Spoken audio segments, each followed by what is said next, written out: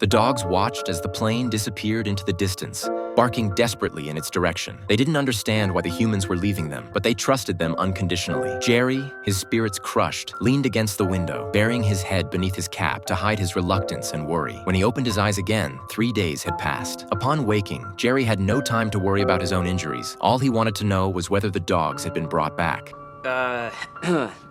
No, they were telling her that she should wait maybe, till things got better. Jerry immediately found Katie and asked when they would return to the base. The answer only deepened his disappointment. Facing the strongest blizzard in 25 years, headquarters had canceled all winter expeditions. The earliest plan would have to wait until next spring. Learning this, Jerry was beside himself with anxiety. He burst into the command center, hoping they could dispatch a plane to retrieve the dogs. The commander explained that the storm outside was too severe. It was already a miracle they'd gotten the people out safely. There was simply no capacity for anything else. Small planes couldn't fly in the storm, and large planes couldn't land safely at the camp. It wasn't that he didn't want to help. He was simply powerless. Forced to accept reality, Jerry felt utterly defeated. He was tormented by guilt for abandoning his comrades and blamed himself for his actions before leaving. Don't do this to yourself. The dogs are strong. Maybe there's a chance. We tightened their collars just before we left so they wouldn't get loose.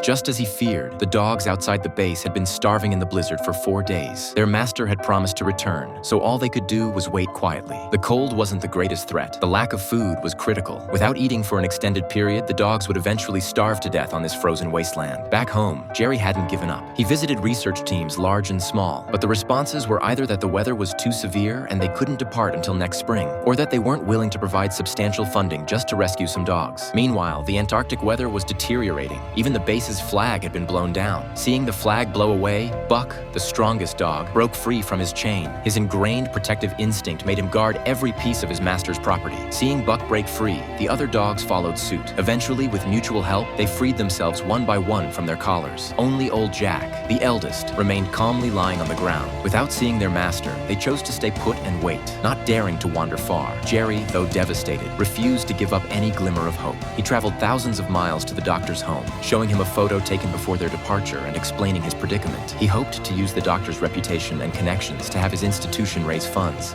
allowing Jerry to return to Antarctica and bring the dogs back.